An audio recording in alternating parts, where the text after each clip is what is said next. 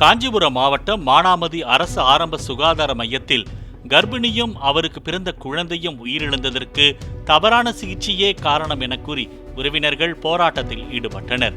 பிரசவ வலி ஏற்பட்டதை அடுத்து மருத்துவமனையில் அனுமதிக்கப்பட்ட கர்ப்பிணி சத்யாவுக்கு அதிக இரத்தப்போக்கு ஏற்பட்ட நிலையில் இறந்தே குழந்தை பிறந்ததாக மருத்துவர்கள் தெரிவித்துள்ளனர்.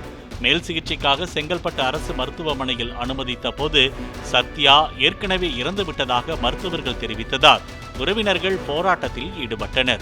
சந்தேக மரணம் என்ற பிரிவில் போலீசார் வழக்கு பதிவு செய்துள்ள நிலையில் செங்கல்பட்டு RDO விசாரணைக்கும் உத்தரவிடப்பட்டுள்ளது.